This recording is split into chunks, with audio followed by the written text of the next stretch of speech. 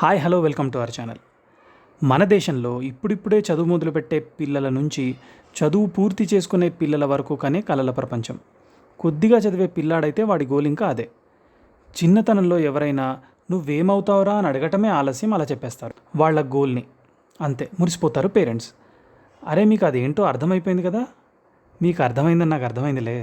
Yes, పసి వయసు నుంచే ఎంతోమంది పిల్లలు కోరుకునే అందమైన భవిష్యత్ ఐఏఎస్ ఆర్ ఐపీఎస్, ఈ రెంటిలో ఏదో ఒకటి సాధించాలని ఆశపడుతుంటారు. కానీ వారిలో కొంతమంది మాత్రమే తమ కలలను సాధించుకుంటారు. సరే, చాలామందికి అనుమానం అలాగే ఉండిపోయింది. అదేంటంటే ఐఏఎస్ ఐపీఎస్లలో ఏది పవర్ఫుల్ క్యాడర్ అనేది డౌట్. ఈరోజు మనం ఈ వీడియోలో ఈ రెండిటి గురించి మరియు ఈ రెండిటిలో ఏది పవర్ఫుల్ అనేది, అంతేకాకుండా ఈ క్యాడర్స్కి ఉన్న రెస్పాన్సిబిలిటీస్ ఏంటి, వీళ్ళకు వచ్చే శాలరీ ఎంత, ఎవరికి ఎక్కువ, వీళ్ళకి ఎటువంటి ట్రైనింగ్స్ ఉంటాయి, ఇలాంటి ఎన్నో డౌట్స్ వస్తూ ఉంటాయి. మీకున్న ఈ డౌట్స్ అన్నీ తీరాలంటే ఈ వీడియోని ఎక్కడా స్కిప్ చేయకుండా చూడండి.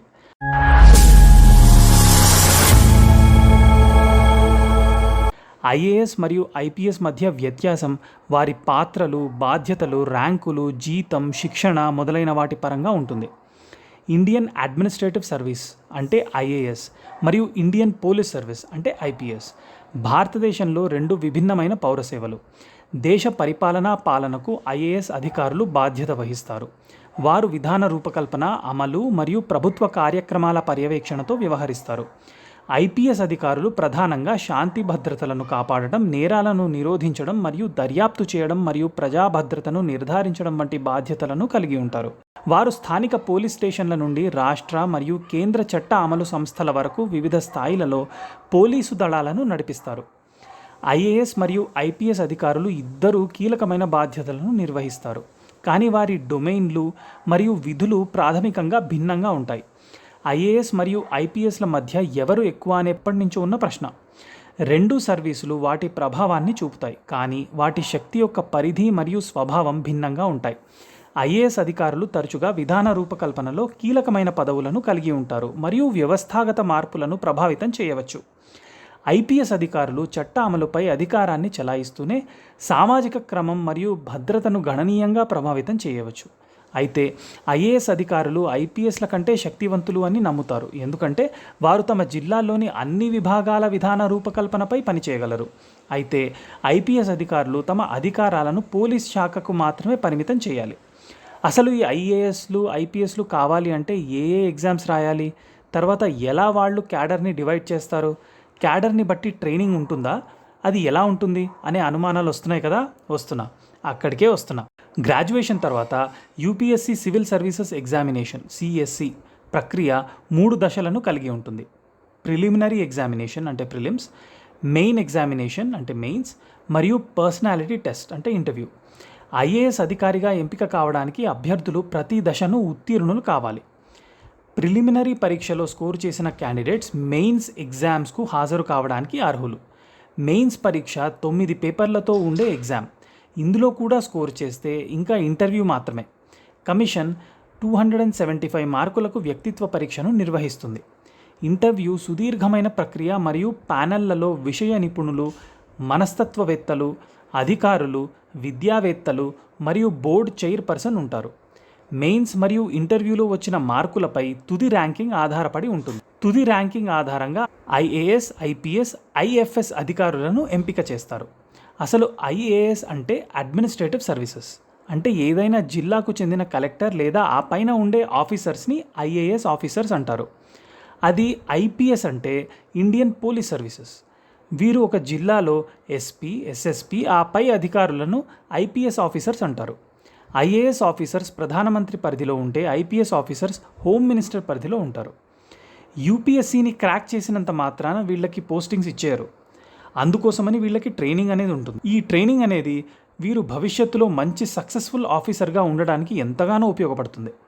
సివిల్ సర్వీసెస్కు ఎంపికైన అందరికీ అంటే ఐఏఎస్, ఐపీఎస్, ఐఎఫ్ఎస్, ఐఆర్ఎస్ తొలుత ఉత్తరాఖండ్ రాష్ట్రంలోని మసూరీ జిల్లాలోని Lal Bahadur Shastri national academy of administration basic training ఇస్తారు. ఇది 4 నెలల పాటు ఉంటుంది. ఆ తర్వాత ఇక్కడ నుంచి ప్రొబేషనర్లు తమ విభాగాలు ఇచ్చే శిక్షణ కోసం ఆయా ట్రైనింగ్ సెంటర్లకు వెళ్తారు. తర్వాత ఐఏఎస్ అధికారులు శిక్షణ అక్కడే అంటే మసూరీలోనే కొనసాగుతుంది. ఐపీఎస్ అధికారులు పోలీస్ శిక్షణ కోసం హైదరాబాద్లోని సర్దార్ వల్లభాయ్ పటేల్ నేషనల్ పోలీస్ అకాడమీలో జరుగుతుంది. ఐపీఎస్లకు 11 నెలల ట్రైనింగ్ ఉంటుంది. తర్వాత జిల్లాల్లో ట్రైనింగ్ ఉంటుంది. ఆపై మళ్ళీ 1 నెల పోలీస్ అకాడమీలో ట్రైనింగ్ ఇవ్వడంతో వారి ట్రైనింగ్ పూర్తవుతుంది. ఐపీఎస్ ఆఫీసర్లకు మెంటల్లీ, ఫిజికలీ చాలా కఠినమైన ట్రైనింగ్ ఉంటుంది. ఇక ఫారెస్ట్ సర్వీసెస్ వారికి Indira Gandhi national forest academy డెహ్రాదూన్లో, foreign services వారికి ఫారెన్ సర్వీసెస్ ఇన్స్టిట్యూట్ ఢిల్లీలో ట్రైనింగ్ సెంటర్స్ ప్రత్యేకంగా ఉంటాయి. ఈ ట్రైనింగ్లో ఐఏఎస్ ఆఫీసర్స్లో టాప్ వస్తే వారికి మెడల్తో సత్కరిస్తారు. అదే కనుక ఐపీఎస్ ఆఫీసర్స్ ట్రైనింగ్లో టాప్ వస్తే వారికి స్వర్డ్ ఆఫ్ ఆనర్తో సత్కరిస్తారు. ఇకపోతే వారికి 7వ వేతనం సంఘం ప్రకారం ఐఏఎస్ మరియు ఐపీఎస్ అధికారుల ప్రారంభం జీతం ఒకేలా ఉంటుంది. అంటే నెలకు 56,100 ఇండియన్ రూపీస్. ఐఏఎస్ అధికారులు అత్యధిక జీతం సీనియారిటీ ప్రకారం నెలకు 2.5 lakhs ఇండియన్ రూపీస్ వరకు ఉంటుంది. 8 ఏళ్ల సర్వీస్ అయ్యాక జీతం 1,31,249 ఉంటుంది. ఇక ఐపీఎస్ అధికారుల అత్యధిక జీతం సీనియారిటీ మరియు ర్యాంక్ స్థాయి ఆధారంగా 2,25,000 ఇండియన్ రూపీస్ వరకు ఉంటుంది. 8 ఏళ్ల సర్వీసెస్ అయ్యాక జీతం 1,30,000 ఉంటుంది. దానితో పాటు ఐఏఎస్ అధికారికి జీతంతో పాటు అదనపు అలవెన్సులు ఐపీఎస్ జీతం కంటే ఎక్కువగా ఉంటాయి. ట్రైనింగ్ కంప్లీట్ అవ్వగానే ఒక ఐఏఎస్ ఆఫీసర్కి ముందుగా అసిస్టెంట్ కలెక్టర్ హోదాను ఇస్తారు. తర్వాత నుంచి వరుసగా డిప్యూటీ కలెక్టర్, కలెక్టర్ లేదా district magistrate, additional secretary, joint secretary, special secretary, secretary, chief secretary, cabinet సెక్రటరీగా హోదాలను పొందుతారు. అదే ఒక ఐపీఎస్కి అసిస్టెంట్ సూపరింటెండెంట్ ఆఫ్ పోలీస్ ఏఎస్పీగా ఆర్డర్స్ ఇస్తారు. Extra SP, DSP, SP, additional deputy commissioner of police, additional commissioner of police, joint CP, IGP, additional DGP హోదాలను పొందుతారు.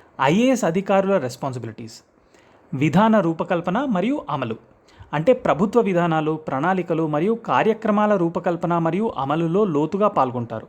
వారు సామాజిక, ఆర్థిక మరియు అభివృద్ధి సవాళ్లను పరిష్కరించే విధానాలను రూపొందించడం.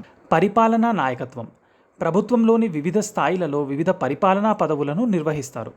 వారు ప్రభుత్వ విభాగాలను నిర్వహిస్తారు, సమర్థవంతమైన సేవలను అందిస్తారు మరియు క్షేత్రస్థాయిలో విధానాల అమలు. అభివృద్ధి కార్యక్రమాలు: ప్రాంతాలలో జీవన నాణ్యతను పెంపొందించడానికి అభివృద్ధి ప్రాజెక్టులను ప్రారంభించడం మరియు పర్యవేక్షించడం, మౌలిక సదుపాయాల మెరుగుదల మరియు ప్రజాసేవల పంపిణీలో కీలక పాత్ర.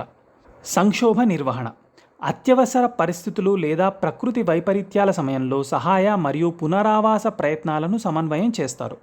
ప్రభావిత వర్గాలకు సకాలంలో సహాయం మరియు మద్దతు. ప్రజా ఫిర్యాదుల పరిష్కారం: ప్రజా ఫిర్యాదులను పరిష్కరించడం మరియు పౌరుల ఆందోళనలను వినడం, పరిష్కరించడం. జిల్లా పరిపాలన: జిల్లా న్యాయాధికారులు లేదా కలెక్టర్లుగా వ్యవహరిస్తారు. మొత్తం పరిపాలన, శాంతి భద్రతలు మరియు అభివృద్ధి వంటి బాధ్యతలు ఉంటాయి. అదే ఐపీఎస్ అధికారులకు చట్ట అమలు: ప్రాథమిక విధి చట్టాలను అమలు చేయడం మరియు ప్రజాశాంతిని కాపాడటం. వారు పోలీస్ దళాలకు నాయకత్వం వహిస్తారు మరియు నిర్వహిస్తారు. పౌరుల భద్రతను నిర్ధారిస్తారు. నేరాల నియంత్రణ మరియు దర్యాప్తు: నేరాలను నిరోధించడం మరియు దర్యాప్తు చేయడం, నేరస్తులను పట్టుకోవడం మరియు సరైన చట్టపరమైన విధానాల ద్వారా న్యాయం జరిగేలా చూసుకోవడం. ప్రజాభద్రతను నిర్ధారించడానికి, అత్యవసర పరిస్థితులకు ప్రతిస్పందించడానికి మరియు ప్రజాక్షేమం దెబ్బతీసే పరిస్థితులను చక్కదిద్దటానికి చర్యలు తీసుకుంటారు. భద్రత మరియు నిఘా: జాతీయ భద్రత మరియు ఉగ్రవాద నిరోధక ప్రయత్నాలను నిర్వహించడంలో ఐపీఎస్ అధికారులు పాత్ర పోషిస్తారు. వారు సమాచారాన్ని సేకరించి విశ్లేషించడానికి నిఘా సంస్థలతో సహకరిస్తారు. ట్రాఫిక్ నియంత్రణ మరియు భద్రతను నిర్వహిస్తారు. ప్రమాదాలు మరియు రద్దీని తగ్గించడానికి చర్యలు అమలు చేస్తారు మరియు ట్రాఫిక్ సజావుగా సాగేలాంటి బాధ్యతలు ఉంటాయి. అంతేకాదు, అవసరాల ఆధారంగా అవినీతి నిరోధక యూనిట్లు, సైబర్ నేరాల యూనిట్లు, మాదక ద్రవ్యాల నియంత్రణ మరియు ఇతర విభాగాల వంటి ప్రత్యేక పోలీస్ యూనిట్లను పర్యవేక్షిస్తారు. ఒక ఐఏఎస్ ఆఫీసర్కి బంగ్లా, కారు, బాడీగార్డ్స్తో పాటు కరెంటు కూడా ఉచితంగా ఉంటుంది. ఇంకా పవర్ అండ్ రెస్పాన్సిబిలిటీ విషయానికి వస్తే ఐఏఎస్ ఆఫీసర్ మరియు ఐపీఎస్ ఆఫీసర్ వీళ్ళిద్దరూ పవర్స్ చాలా ముఖ్యమైనవి. కానీ ఒక ఐఏఎస్ ఆఫీసర్ డిఎం పదవిలో చాలా పవర్ఫుల్గా ఉంటాడు. అనేకమైన ముఖ్యమైన నిర్ణయాలను తీసుకోవడానికి అతనికి ఎగ్జిక్యూటివ్ పవర్స్ ఉంటాయి. అదే ఒక ఐపీఎస్ తన డిపార్ట్మెంట్కు మాత్రమే బాధ్యత వహిస్తాడు. ఇప్పుడు అర్థమైందా మీకు ఎవరు పవర్ఫుల్ అనేది? మా ఈ వీడియో మీకు నచ్చినట్టయితే లైక్ చేసి, షేర్ చేసి, సబ్స్క్రైబ్ చేయండి. Thank you.